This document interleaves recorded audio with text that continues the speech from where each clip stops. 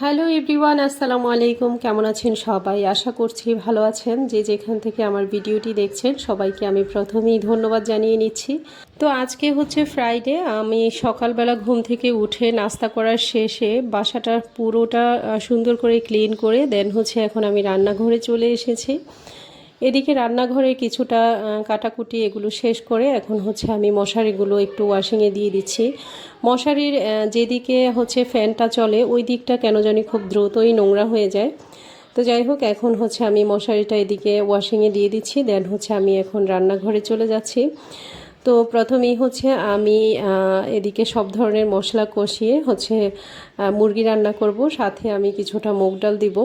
আমার কাছে মুগ ডাল দিয়ে মুরগি রান্না করলে একটু ভালো লাগে খেতে। তো মুরগিটা এমনিতেও বেশি একটা ভালো লাগে না, তো যাই হোক খেতে হয় মাঝে মাঝে, এই আর কি।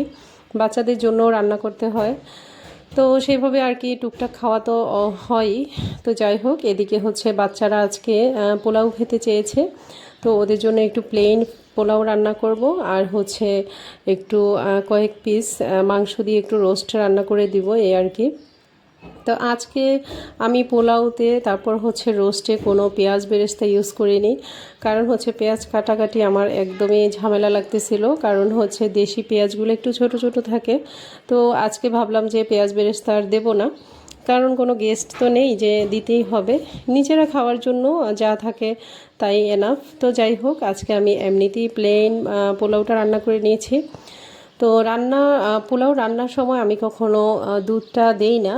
আমি হচ্ছে পোলাওটা হয়ে আসলে দেন হচ্ছে আমি উপর দিয়ে গুঁড়া দুধটা ছড়িয়ে দিই। তো আমি সবসময় এভাবেই রান্না করি। অনেকেই দেখি যে হচ্ছে লিকুইড দুধটা ইউজ করে, তো ওইটা আমার দেওয়া হয় না, কারণ আমার পানির ব্যালেন্সটা আমি ভালো করে বুঝতে পারি না। তো সেজন্য হচ্ছে আমি সবসময় গুঁড়া দুধটাই হচ্ছে ইউজ করি। তো এদিকে হচ্ছে আমার পোলাও রান্না শেষ, ওদিকে আমার মুগ ডাল দিয়ে মুরগি রান্নাটাও হয়ে যাচ্ছে। এরপর হচ্ছে আমি এই তো ওই মুরগিটার আর কি লেগ পিসগুলো আমি নিয়ে নিয়েছি, রোস্টের মতো একটু করে রান্না করব।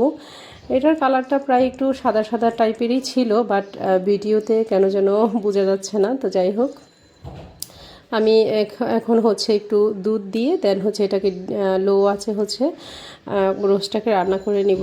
তো আসলে শুক্রবার আসলেই বাচ্চারা কেন যেন পোলাও বিরিয়ানি এগুলো খেতে চায়, তো সবার বাসায় মনে হয় একই অবস্থা। তো যাই হোক, এখন আমার রান্নাবান্না শেষ, ওরা হচ্ছে মসজিদে চলে গিয়েছে নামাজের জন্য। এই তো এখন হচ্ছে মসজিদ থেকে চলে এসেছে সবাই, এখন হচ্ছে খাওয়া দাওয়ার পালা। এদিকে আমি একটু টমেটো দিয়ে সালাদ তৈরি করে নিয়েছি, শসাও ছিল না, তো যা আছে তাই দিয়ে হচ্ছে চালিয়ে দিলাম দিনটা। আজকের ভিডিওটি আপনাদের কাছে কেমন লাগলো অবশ্যই কমেন্টস করে জানাবেন। আল্লাহ হাফেজ।